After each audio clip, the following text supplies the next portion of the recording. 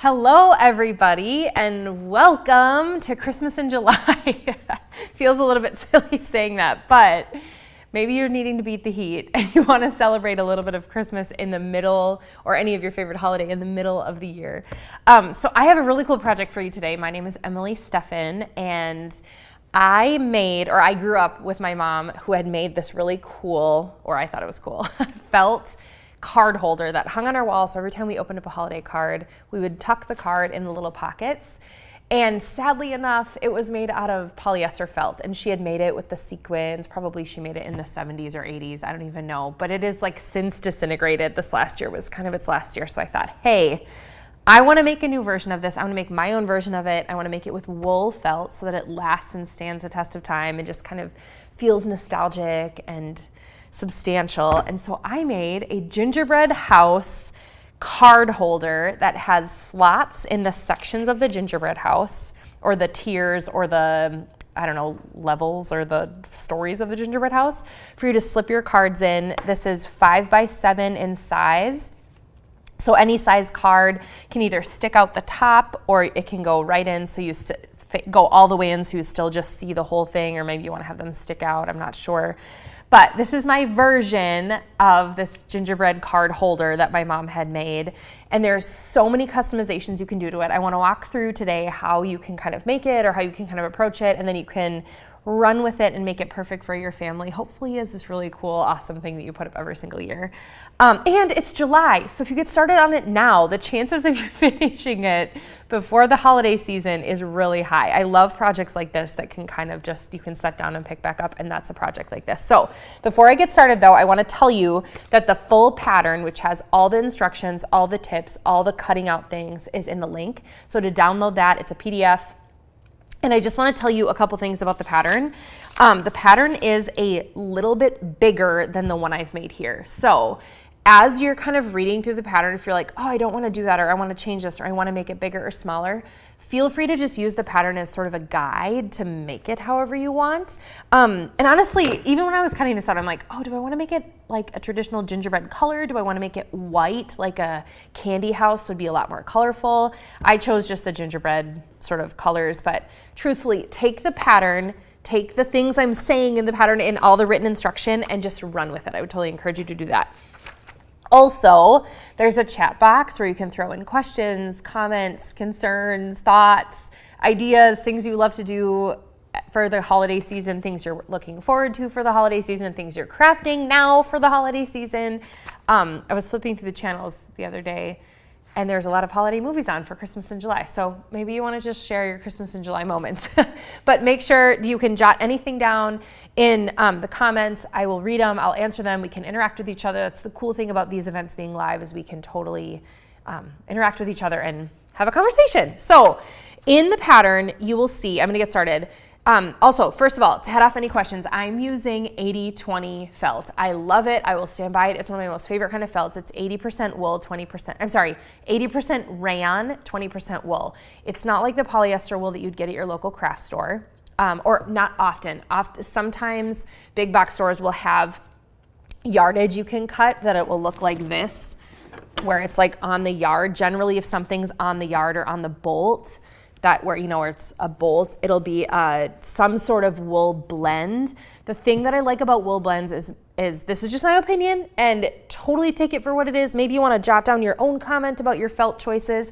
The thing I like about wool blends is the colors feel less synthetic or less fake. They're still bright and happy and wonderful, but they feel like they're more dyed because they are. So they're less like neon green and more like a beautiful subtle green. And they don't stretch like some of the polyester wool that you get if you've ever worked with wool before, specifically if you're trying to teach kids to sew or something. Wool stretch, or polyester felt stretches and can get like disformed or unshapen, I guess, if you want to say. So for a project like this, when you have the sides sewn and you're tucking and pulling and putting things in and pulling things out, this will hold its shape. The wool will keep its shape, because it's wool. It's a natural fiber, if you will. So I mean, the rayon isn't, but that's what gets it so that it's not like super scratchy and icky and thick and gross like a wool blazer or something. So that's what I love. Sometimes they're 70-30, sometimes they're 60-40. I often just gravitate towards the 80-20, but the 70-30 is fine.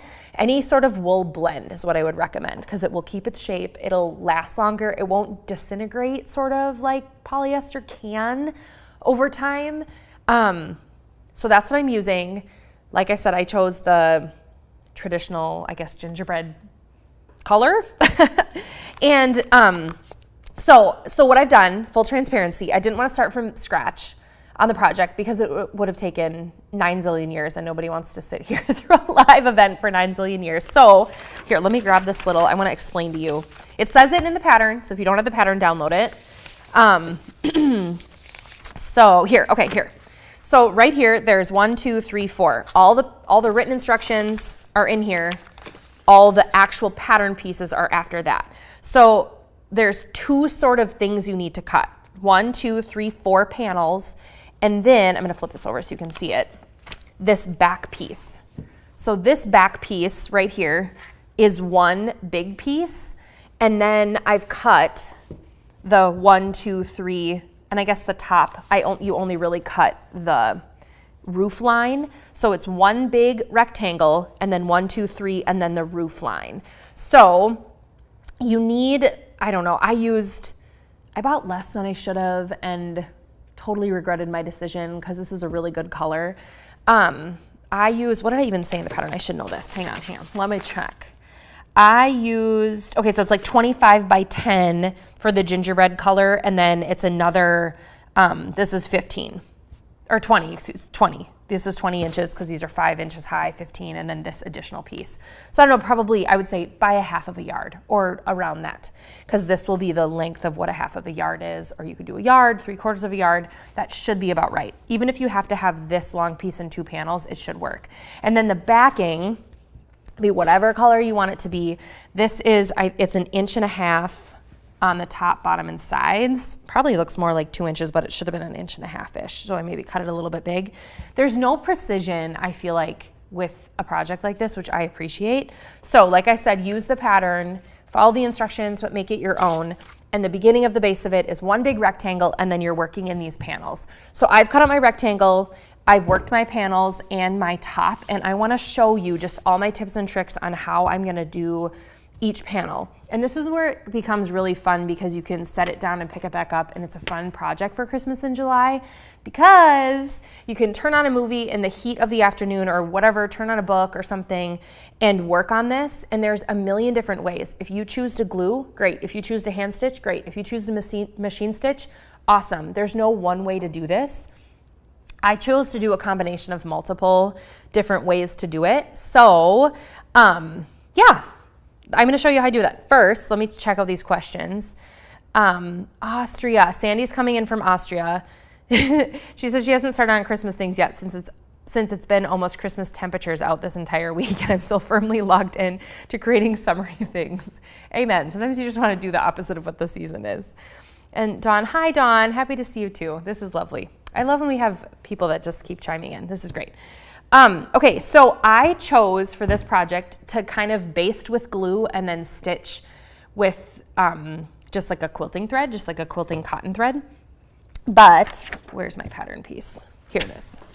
Hang on, I had it. This is what happens when you have 900 things on your desk. Okay, so each one of the panels will come as the panel. I would highly encourage you to cut out your panel and then cut out the individual pieces kind of like this, because then you're able to attach them, pin them to your fabric a lot easier. So cut out your panels and then cut out your individual shapes. So I'm gonna work on the door today, and you can eliminate pieces of the door. I wanna do the background of the door and then have the little rim and then have the little slatties and then the little like flourishes. This was kind of, the flourishes are kind of I guess a nod to some like Norwegian-esque sort of architecture. I don't know. You'll also notice, maybe you've noticed this already, that I got to cutting out my wreath and I decided I didn't want the flourishes on the inside, so I just have a wreath that goes outside. So do with it what you want. Okay, I'm gonna do, all of my door outlines are in white, so I'm gonna continue that. And I will roughly cut just like a chunk. Oh, this is really This probably got folded because it's a little bit wrinkly, but that's okay. Cut a rough shape out of my white. And whenever I'm cutting something that's a little bit more intricate, I try to go big to small just because I feel like that works really well. You maybe have the same thoughts, I'm not sure. But, so I'm going to pin this on. For the lady who doesn't pin that often, I tend to pin intricate things because I want to make sure that they work well. I just taught my daughter how to pin to fabric, and this is how I taught her in case you're feeling overwhelmed by pinning. Stick it through almost to the knob, pinch it like a taco, like right like this, an upside down taco, and then just poke it. And she did really well. She started hand stitching some stuff this week, and I've always pinned for her, and I was pretty impressed. So again, the sharpest part of your scissors is always going to be the inside part or the tip. Generally, not always. So I try and open it really wide, like an alligator mouth. That's how I tell kids to do it. And I never go the length of the whole entire blade just because I feel like sometimes then I get those jagged, not clean edges. Okay, so this is what I mean by going big to small. I did the biggest section, right? I'm gonna take this off, lay it on, go, okay, is that right? Do I need to trim it? Because my patterns are not always perfect. Okay, this is a weird little, not smooth area here. Ta-da. The cool thing about felt is that it's like those old felt boards and it's sticky. So I don't pin a lot felt to felt. Okay, then I want to do this. So this part is going to be white, but this inside part I want to be this brown, this, I don't know, mustard color. So I will cut this mustard color. Checking to make sure we don't have any questions. And I'll just cut off the part that I just did because it's already been cut out of the white. Oops.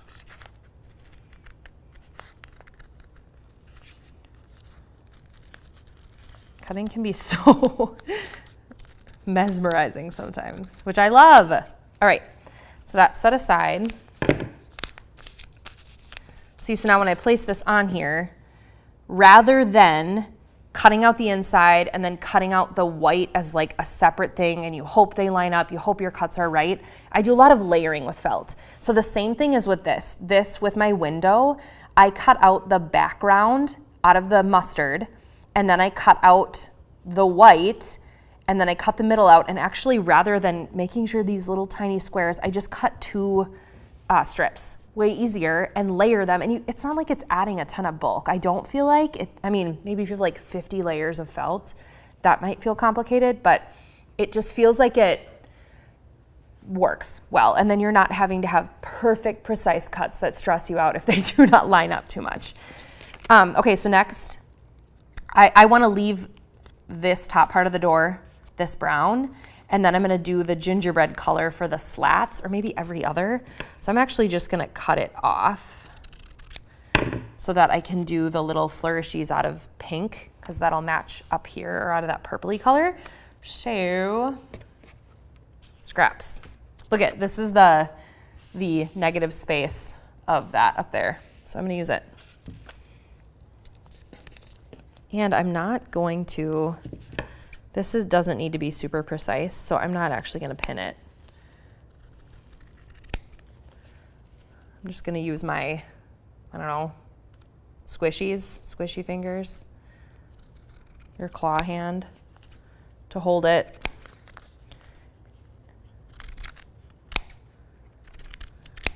I do want to make sure that they stay next to each other. But because it's kind of supposed to look like an old door, I don't need them to even line up super properly. So, and I think if you see some of the felt through it, it's not gonna be that big of a deal. It might actually be cool. Maybe I should cut some negative space in there so I can see through the slats. That might be cool. I'm gonna trim this guy a little bit. And I'm gonna trim some of these so that we have a little bit of space.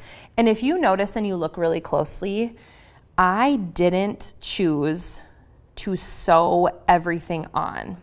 So for instance, this stem is just glued on, basted. I started by basting it, and then I realized like, hey, I actually don't want stitch marks around absolutely everything, especially those intricate little pieces. So it might make sense for these slats actually not to be glued on, because then it will give more of a like, I don't know, less sewn look to it. Ta-da! So that's the slats of the door. And then I'm gonna do the little flourishes. And these are out of pink, pinkishy purple, which I have scraps of right here.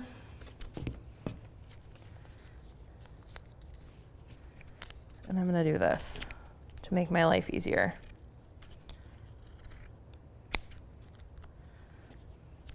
If you are feeling like you have thoughts or ideas or inspiration on how you would make yours, I'd love to hear it. Because I really hemmed and hawed about my colorway. Shocker, I know. If you know me, color is a big deal. So I went back and forth of, do I want traditional? Do I not? How do I want my gingerbread to look? Where is it going to hang in my house? How close is it going to be to my Christmas tree? Because that's super colorful. But I feel like a traditional gingerbread house was the way to go. Even though there's not usually flowers, but it's a little bit Nordic, I guess. And then these little deals. Then I'll show you my 2 stitching styles, or 2 stitches that I use to kind of assemble all of this. And, whoops, I think that's backwards, and it's far too big. So I didn't really follow the pattern. Okay, so sometimes I feel like on these little guys I need to, there we go. All right, I'm gonna clean these up a little bit. Ooh, somebody's joining us from Kazakhstan. Holy moly, that is amazing. Hi, I am so glad you're here. What are you crafting for Christmas in July? Or your holidays in July? Okay. So this is where my door is at. This is what every single one of my panels looked like before I started attaching anything. I'm gonna clean up my little scraps here. And like I said, the cool thing about felt is that it sticks to each other like an old felt board or a felt gram or whatever those were called.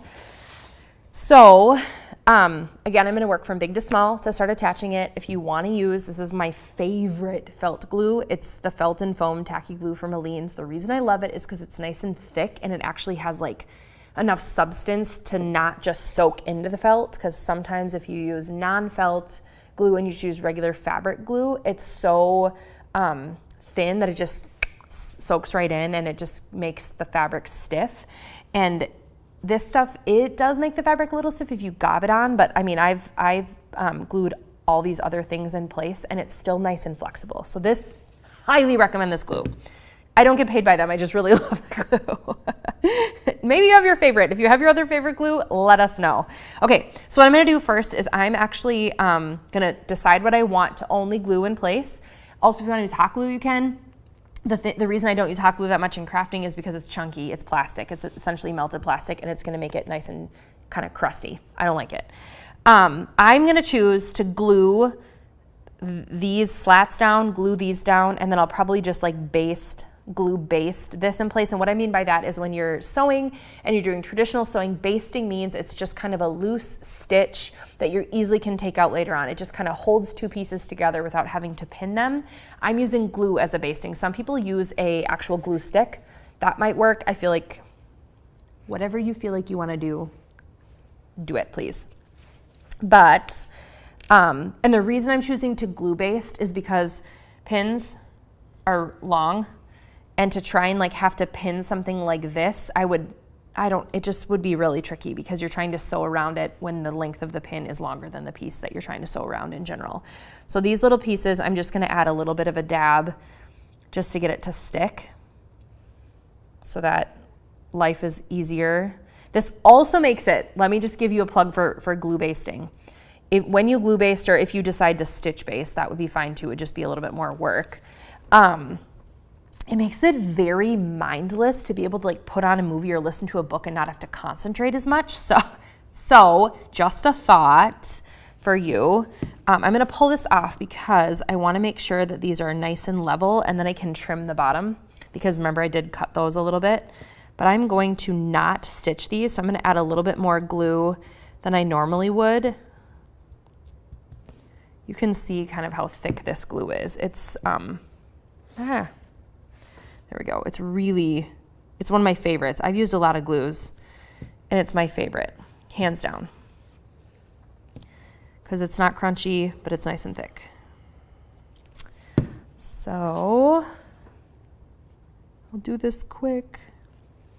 If you have any questions, oh, can I add extra? Quinn, okay, this is a really good question, Quinn. Quinn is asking, can I add extra pockets to hold more cards? 900%. The way this pattern is built is on these different sections. Literally, all you'd have to do is make more sections. Maybe you just repeat more windows in them. Maybe you add more candy canes. Maybe you want to do gumdrops or some sort of like those swirly mint candies on them or something. However you want to customize this would be amazing. I just followed the 3 pockets because that's what I had, and that's the kind of the space or the length on the wall where I know I'll hang it. But yeah, you can make it bigger, wider, longer. You could even make it smaller if you wanted to only do 1 pocket and have it for like little treasures on your Christmas tree or something. I don't know. But yes, absolutely, you 100% can add extra pockets. If you know you are so loved by your family and you get 1 million cards in the mail. Isn't that lovely? That would be, it is kind of great to open up non-bills at the holiday season. The only downside to this glue is it's so thick that if it's not near the tip, it just takes forever to get the glue to move down there. Or you have to like squeeze it to high heavens. So sometimes when you store it upside down. Hot tip. Okay, so this is on, oops, this is not straight. There we go. I can see my slats. I'm gonna flip her over, give her a trim, wipe off my scissors, some of my extra fabric because I don't want glue on my scissors. So if you ever cut something that's gluey, grab an extra piece of fabric and just wipe it off before that glue hardens, because otherwise it's gonna ruin how sharp your scissors are. Okay. So here's this guy right here. This is my door. This is where I'm at. I feel like it, yeah, looks like a little gingerbread door, huh? I am going to show you the 2 stitches that I use. I use a running stitch or, yeah, no, I'm sorry, not a running stitch, a whip stitch, excuse me, to tack things down, and then I use a blanket stitch to tack multiple things together. So to use a whip stitch, I use, this is just like nylon. It's really, it's hand quilting thread. It's really strong. I'm just using white because that's just what I have. Just thread your needle, whatever needle you want. And, oh Lord, smallest eye of the needle that I possibly could have found.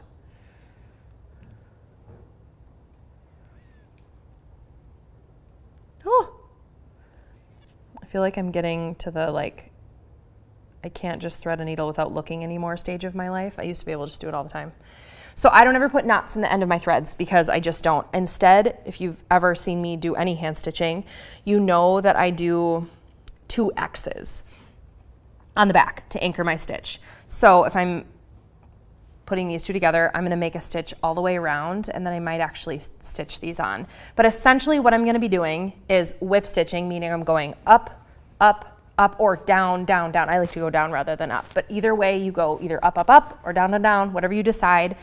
And what I'm doing, because if you look super close, you see that on the top of the fabric, you see like a little dash. So it'll be like dash, dash, dash, dash, dash. But what I'm doing with my needle is I'm actually gonna go up with my needle, and then when I'm up with my needle right here, and then when I'm going down, I'm almost like angling, this is probably not, angling my needle like this, so that I don't get the length of my stitch on anything other than the top of my fabric, if that makes any sense. So I'm gonna show you how to do that.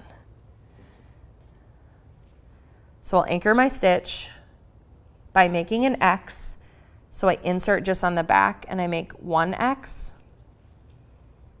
or letter T, however you want to describe it, and another one. And this is like I'm pulling, listen, can you hear? I'm pulling, it's super strong. I think it's stronger than knots and you don't have the bulk of knots. Any hand quilter will teach you that. Actually, I'm going to just add a pin to this really quickly. Just in the center. Ta-da. Okay. So I'm going to go up through the slat, all the way up, straight needle, not angled, straight needle, like 90-degree angle up. But then when I go back down, I'm gonna go angle it inward towards underneath. So up, straight up, and then angle it back down towards, like I'm angling it towards the underneath of the door so that I'm not getting much of my white thread onto my white background. Now I have a white background, you can't see it that much, but on my brown background, you still can't see my thread on my brown. You can only see the thread on my white. Does that make sense? If it does not make sense, please say something in the comments. Now, stitching like this means you can't, some people when they hand stitch end up folding their fabric and they can, that's not how this is. I just really like the look of it better. Now, also here's another thing to note. I use my thumb because I know I'm kind of, to make your stitches look the most amazing on the actual planet, you're gonna just make them look as even as possible, as evenly spaced out as possible, as even width as possible. So I use a part on my thumbnail to know how far apart my stitches should be. If you wanna make a little mark on your thumbnail, please do that. I feel like I just know kind of where my little thumbnail part is that I'm stitching. I'm still able to stitch pretty fast, but I'm not able to fold and go. It's just a lot slower of a stitch, but I feel like it looks so clean. So see this is probably hard to tell. You can only see my stitches on the brown. You cannot see them on the white. So it looks like you're essentially like tacking it down, if that makes sense, but it's still a really strong whip stitch. If that doesn't make sense, please say something in the comments. So I'm gonna go around. Okay, I do have a couple comments and questions coming in.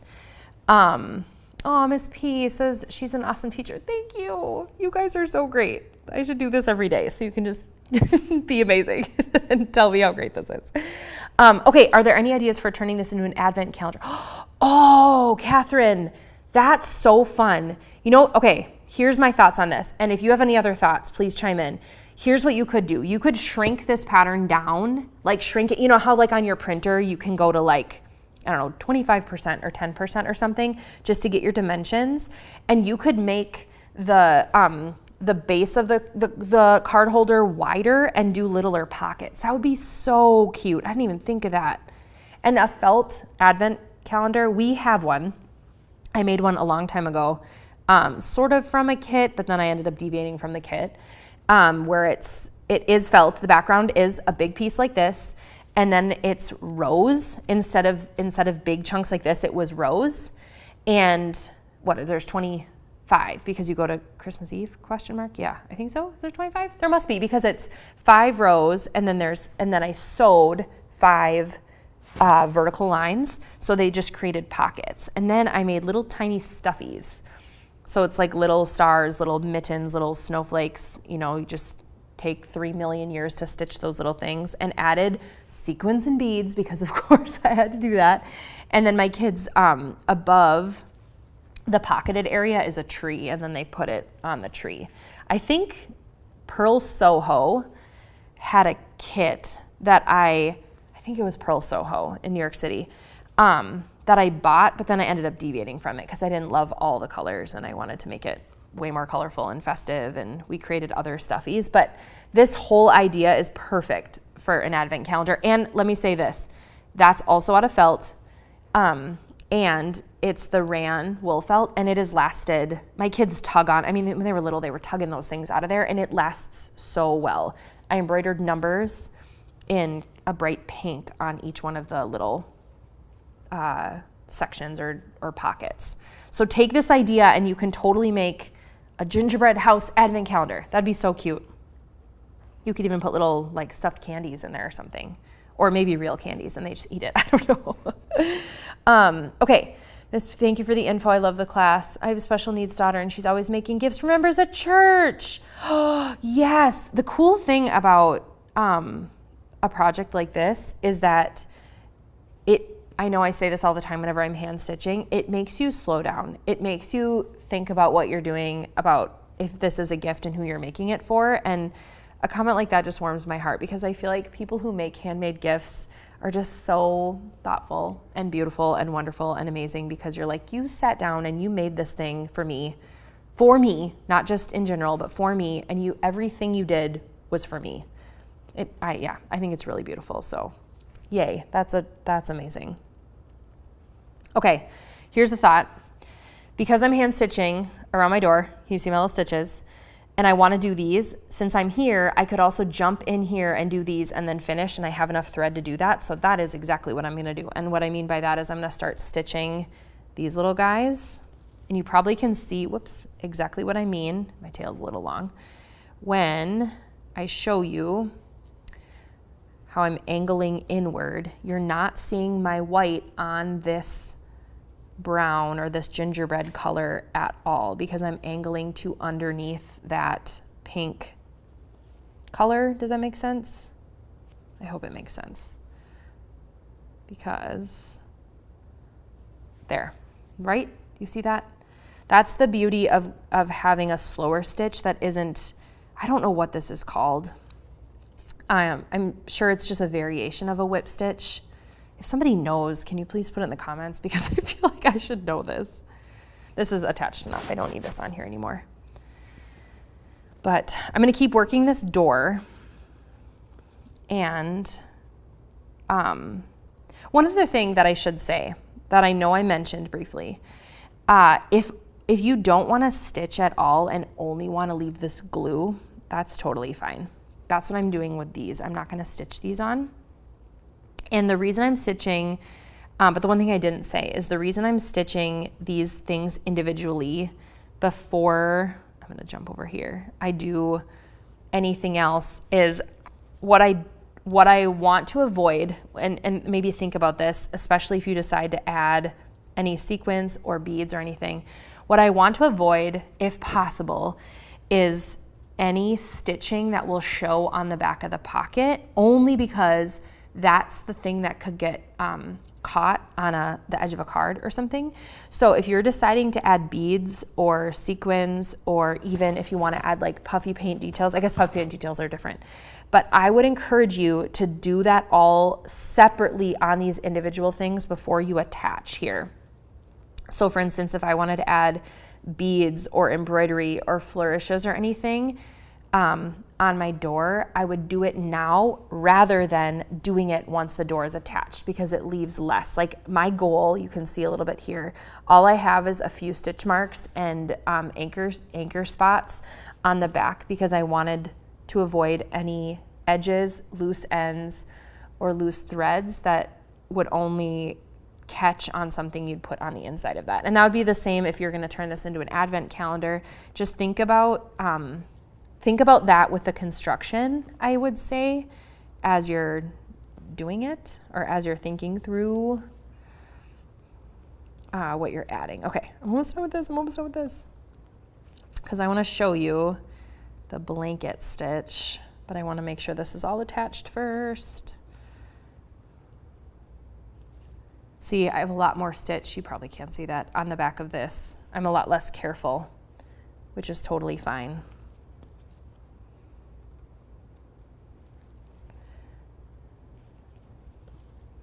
I love also the way that the stitch pulls the felt to the felt.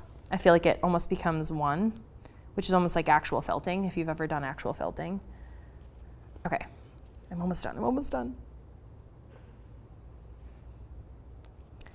Okay, Rebecca says, I'm thinking of ways of adapting this project for birthdays. Like a birthday cake to display my kid's birth. That's a super good idea. You know what I've always thought?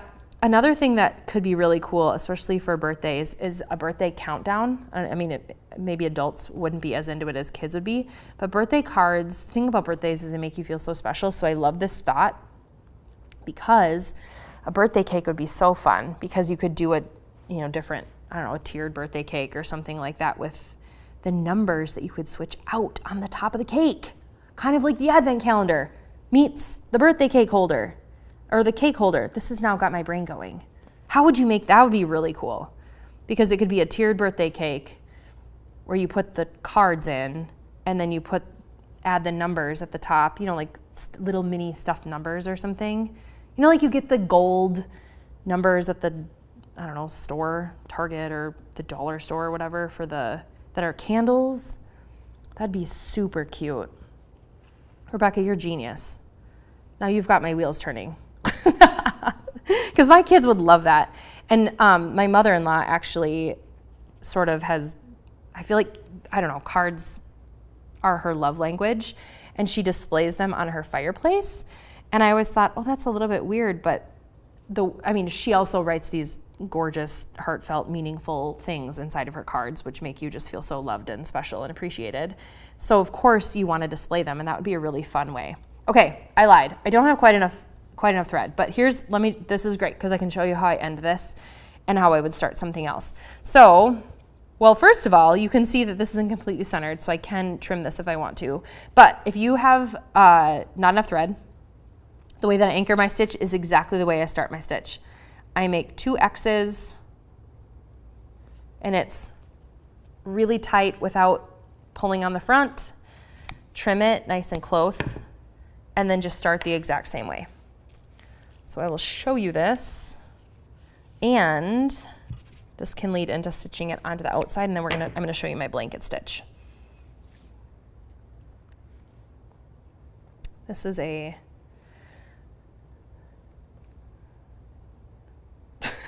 smallest eye of the needle ever. I don't know why I chose this one. If you feel comfortable doing knots, do knots. I just don't like them. So start my stitch, and it's an X, and I'm not going all the way to the front. I don't know if I said that before, but X or T, letter X or letter T, whichever you want. And it's quite sturdy. It's quite sturdy. Whenever, I think it's a hand quilting thing where you don't do knots, because if you have knots in the middle of your quilt, you just have a ball of bunchy stuff in the middle of your quilt. And that's no bueno. So, okay, I'm almost done getting the door. And every time you stitch, I think things move just a little bit. So I'm gonna trim up this door just a tiny, whoops. And that's okay. And actually, I'm not going to end this this thread because I'm just gonna stitch the door onto the panel. So here's what I'm gonna do, leave it, look at it and go, well, shoot, it's a little bit bigger on this side, so I'm just gonna eyeball it.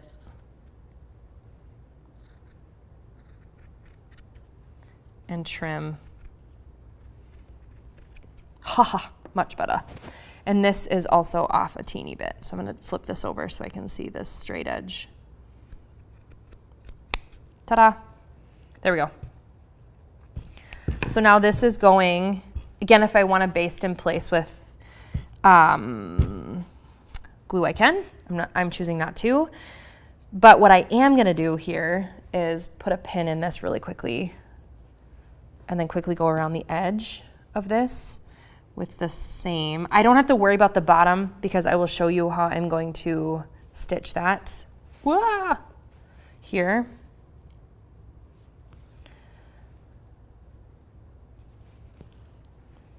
Another thing that would be really fun too that you can think about, I mean, if you have kids or if you have other family members, is, I thought about this as I was doing this, how fun would it be to send your kids, if they don't live with you or whatever,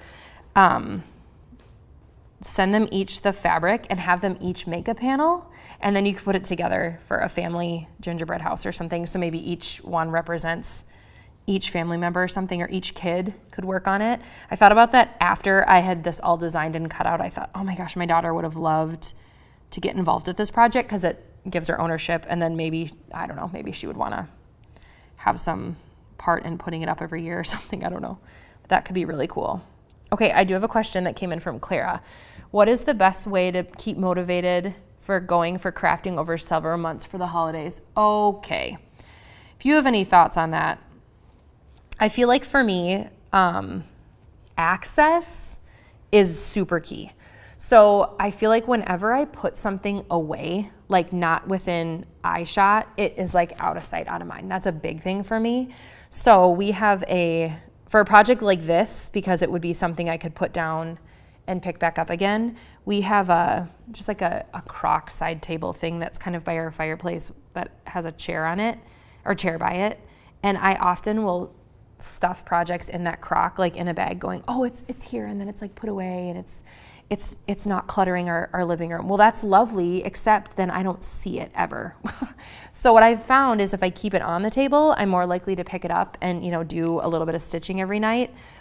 But I don't know. Does anybody else have any thoughts on that? Because I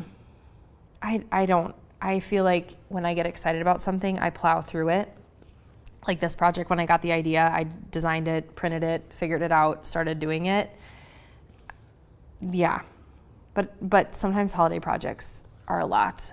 Or maybe give yourself little goals like, hey, I want to finish this stitching by the end of next week, and make sure you've carved time carved out for it. I like to craft at night a lot, because I feel like it's a relaxing. If I'm not drawing at night, I'm usually crafting, because it's just the thing that relaxes me a lot as we're kind of winding down for the evening. Yeah. But I mean, look at the cute gingerbread house. Why would you not want to finish it? Maybe if it's felt and it's 400 degrees outside, don't bring it outside and work with it on your lap. Sandy, do you have a thought? Sandy says, how about using the basic idea of a house as a template, then make various pockets? Yes, fitting the seasons or holidays of the year instead of sewing them on, putting snaps on the back. Well, I mean, that sounds amazing. So you'd have like haunted house, like the little panels would be a haunted house, or a Valentine's candy castle, or a birthday cake, or something like that. That would be a really good idea. Okay, I'm almost done with this. I almost done with this. See, stitching takes forever. But it is relaxing, I think. Another thought about the question that Claire asked about staying motivated is, I do think also if the process of the project I enjoy, it's more likely that I'll finish it. Like if you hate hand stitching, don't start hand stitching this project, glue it, get it done faster. If you love hand stitching, I love picking up hand stitching at night and stitching. So that's maybe something to consider, is the process of what you're doing. Make sure you like it and that it gives you gratification as you go. I'm almost done. But truthfully, this little bit of the door is probably all I would have time or motivation for at the end of the day.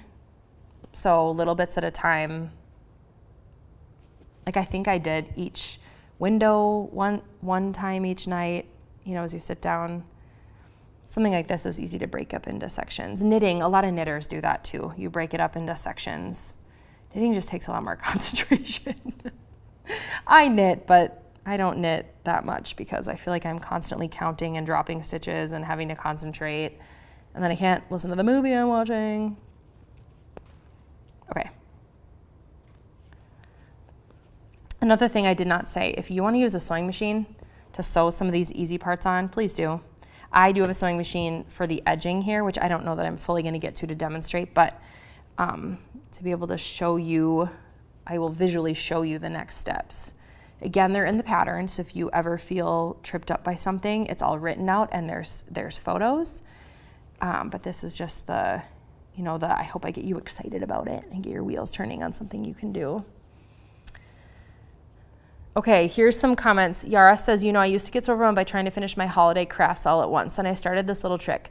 Every time I finish a small part of my project, I treat myself to something fun. Like after finishing a set of ornaments, I enjoy my favorite chocolate or watch an episode of a show I love. Love this. Sometimes if it's a big milestone, it even spurts on a new craft tool or set of markers. All right, Yara, you need to be my neighbor. That is absolutely perfect. That is exactly it. Little moments. And then she also says, those little rewards keep me excited and give me something to look forward to besides just the crafting itself. I think that can be true when you're making something for others, when you're like, oh, this isn't something that I necessarily love, but somebody else loves. That is really cool. It really helped me pace myself and actually enjoy the process. that is half of crafting, is enjoying the process, and you want to make sure that, yeah, you're really into it. Okay. Oh, guys, I have like 10 stitches left. Here we go. You can see that it's like, you know, little dash marks. I just really love the way hand stitching looks, like so much. And every little, I feel like it's strong. It's not just glued on. It's not just gonna come off. But it's a preference. It doesn't need to, if you are like, I loathe hand stitching, please do not hand stitch, just glue it on. It's not gonna make it any less cool of a finished product. I 100% promise you that. Okay, so this panel is almost done. And by almost done, I mean I have all my, you know, like elements of what the panel is supposed to be. So I'll anchor my stitch, and then we're gonna get to attaching it to the whole background. And I decided, I'm gonna anchor this quick. This is, what I'm using here is just this quilting cotton, right? Or the quilting nylon thread. If you wanna use something different, please do. Made my X's, give it a trim. But when I'm attaching my panels, I'm using a thicker needle with a bigger eye because I'm using, this is, I don't even know what this is. This is just 100% pearl cotton. It's thinner than embroidery floss, so it'd almost be like one strand of the embroidery floss, but it's like thick like thread. I don't even know. It's from the craft store. I have a zillion colors. I think they come in packs, or I can buy them individually. But that is what I love because A, I love the color. I love the add of like the little bit more chunky of a sort of look to it.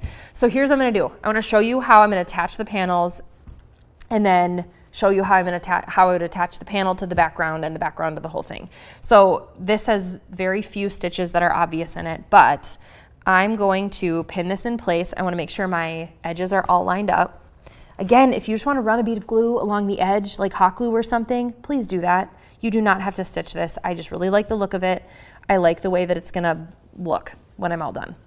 So to make my blanket stitch, you can choose to finish the top and go around all 4 corners. I'm just gonna go around the outside 3 corners of this. And we're a little bit of running out of time, so please comment if any of these stitchings don't make sense to you. I would love to make sure that you do not leave with questions. Oh, Catherine says she also, this is another answer to the how do you stay motivated moment. Keep an inspiration board with colors and patterns. When I'm stuck looking, it always gives me fresh ideas. I decided to craft again. You can also use Pinterest in that way. Like 100% you can use Pinterest. Okay, little tip here. I know that a card is gonna go in here, but the back of this is gonna be stuck to this. So I'm choosing to anchor my stitch on the back of this, not on the inside. Normally I would say anchor your stitches and finish your stitches on the inside of what you're doing so they get tucked in. But in this case, don't do that because things will get put in here. And again, you want as few things as possible for your paper to get stuck on. So I'm going to, whoops, well, I pulled that all the way through. Anchor my stitch with the letter T or letter X 2 times, however. When I mean letter X, I'm going like this and like this. That's what I mean by making the letter. I'm not actually like embroidering a letter in there. Okay, it's really strong. This is pinned in place. I'm going to go to start a blanket stitch. A blanket stitch means it's like this, where you can see the stitch along the side and it looks like a whip stitch on the front. To start a blanket stitch, I'm gonna go up and make a loop. So I'll go up in the same hole again because I wanna make the loop around the edge, but I want my yarn, thread, whatever, coming from this side so it's pulling across the edge. So then I'm gonna stick my needle right through so that now my thread kind of looks like you're making a knot is essentially on this side. So that when I do my up, before I pull it all the way through, see I'm leaving a little bit of a loop, I'm gonna stick, this looks confusing, my needle through it. And that's my blanket stitch. So again, you wanna make it even as possible, and then stick my needle through it. I'm gonna continue this all the way around these 3 edges, and if you want to finish the top, you can. Totally, I did not finish the top on any of these other ones because I just didn't think it was super necessary. But again, you're gonna make sure everything is nice and even. And it looks like a whip stitch because all you have are the dashes on the top, but if you turn it to the side, it's a finished edge. I like doing this stitch when you're finishing an edge because I feel like it cleans your edges up. It makes the thread look really nice. You can, if you really wanted to, you could grab this in your, the tip of it in your looping. I don't want to do that. I'm just going to glue this whole thing to the background of the pink. You can stitch on it with a sewing machine. You could stitch on with a sewing machine in one long, I think I note this in the pattern. If you don't want to do your blanket stitch on the edge, lay everything out, pin it, and then use your sewing machine to run a stitch along the edge, catching the edge, the back, and the background all in one shot. Because that would be another way to finish it. Again, find what you like, find what gets you excited, find the way that you want it to look, and then finish it off. I wanted this to be really stitched looking, so I'm choosing the blanket stitch. Now, I'm gonna pause for a second because we're running a little bit low on time. And I wanna explain to you how I'm gonna finish the edge of this. So I would finish my blanket stitch, and then the next thing I'm gonna do is take only one, remember there's two panels here. I would take one panel, and add my loops at the top. So in theory, I wanted to have a dowel holding the top of my panel, but I needed some sort of, this is just folded over 2 inches. They're really long because I didn't know how long I needed to have them, or if maybe you don't know how long you need to have them. But essentially, I'm gonna explain this to you. And again, you can use hot glue. You don't have to do anything super specific. But essentially what this is gonna be is, here, I'm gonna get this all together and I'm gonna flip it so it's upside down. So just imagine it's not upside down. This will be attached to the top layer only, and these will go right in here so that your dowel can slide in. Does that make sense? And I am not sure, I know exactly where I want to hang this just because I know where I want to hang it, but maybe I wanted to make them really long so it's more of like a looser flag, or maybe I want to make them shorter. Either way, I wanted them to be a little bit chunky wide, so that's why they're 2.5 inches wide, 2 inches wide by the length. And then all I will do is take some ribbon and then hang this. So it's just an easily kind of simple hung thing on my wall. It's not super huge, but again, you can make it wider. You can make, you could probably make multiple houses if you always get a ton of cards. That's the gist of finishing it. I'm so sorry that I didn't get to finish it completely on camera. Again, everything is written in the instructions, shown in the instructions. This is the kind of basic idea. Take what you want to do and finish it the way you want to. Like if you're like, oh my word, I'm so sick of sewing, use your hot glue, get out your felt glue, glue it together. The only thing I would say is it probably is worth it to stitch these on so it's nice and sturdy, because if you get a zillion cards, it could become a little heavy. Download the pattern, have fun making it, and honestly, if you guys end up turning this into something that isn't just a simple gingerbread house, if you make the birthday cake or if you make it into a holiday house with the snaps and all these ideas, please tag me, tag Craftsy, because I would love to see how these get customized for your holiday celebrations. And if you get started this July, also, I want to see, maybe we can all be inspired by each other finishing off our holiday projects. So happy Christmas in July, happy making. This is awesome. I can't wait to see everybody's making, and I hope that this inspired you to make your own card holder or birthday card holder or holiday card holder or whatever, all the ideas were flowing.